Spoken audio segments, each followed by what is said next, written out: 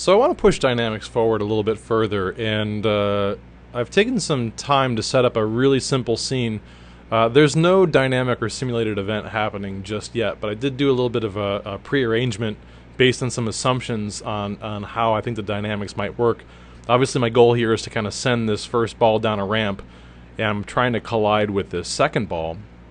And again, my goal here is just really to kind of experiment with a couple of different things. I want to start off pretty simple, build a couple of simple concepts and in different project files, and then try to string those little simple machines together.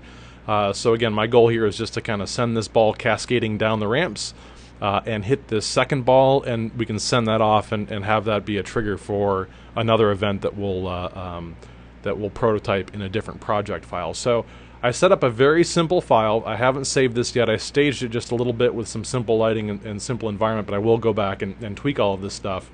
I'm going to do a quick file save as.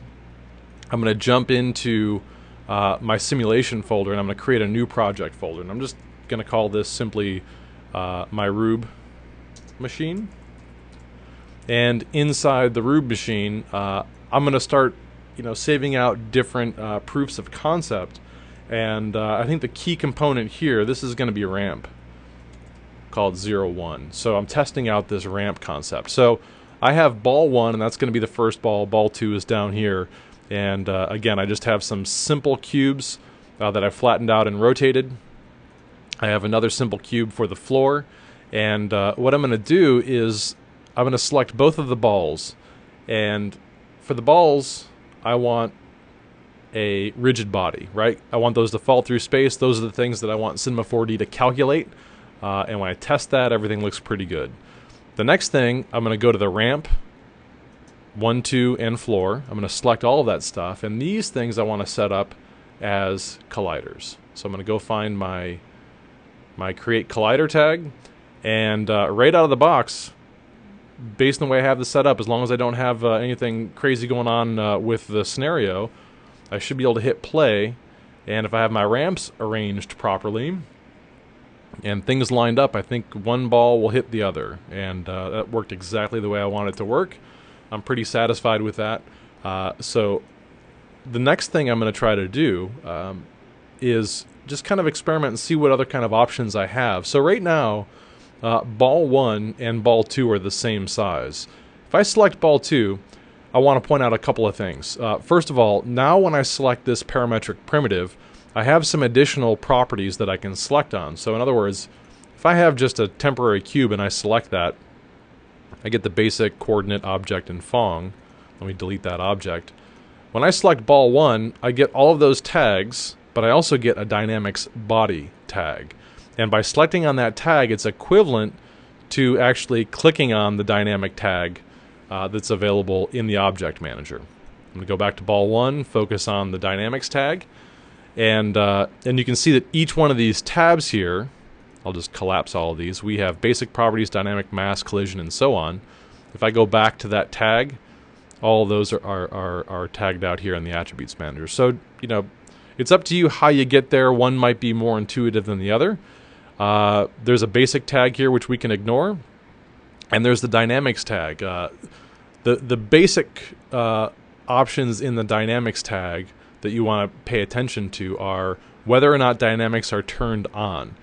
I can switch that to off, and that dynamics tag will not be activated. And in this case, we definitely don't want to do that, and there's very few cases that we do want to do that. There's a trigger event, and this states whether or not we want our simulation to happen immediately.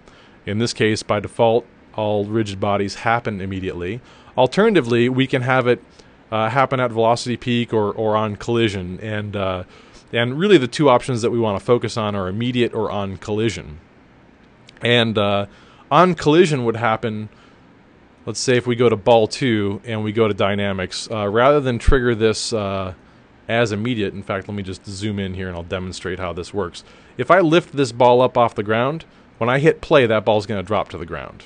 Okay, if I hit rewind, if I turn that off from immediate to on collision, when I hit play, that ball doesn't start to move until it's collided with. Okay, so in fact, just to demonstrate this point, I'll kind of move this over into the path of this oncoming ball, and I'll rewind it and hit play. That simulation won't occur until it's collided with another object. So if you want to fix something at a certain point, looks like I passed right through it. Am I not lined up? Let's try that again.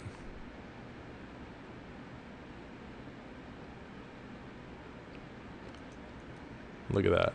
Looks like I missed it. So I'm going to move that over, make sure that that's in line. The funny thing about these simulations is they don't always happen the exact same each time. So some of these events, you know, here it looks like it's going to line up. There we go. So there's the on collision trigger. Okay. I actually don't want that. I'm going to set it back to immediate, or I'm actually just going to rewind my playhead, and I'm going to undo until I get back to my original scenario. Okay, so that's the trigger tag. If I go to collision, there are some things here. We looked at the bounciness of the object, the friction.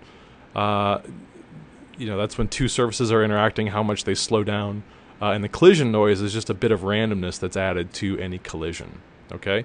We also have mass. Now, mass by default is set to the world density, and what that is that's a relative setting.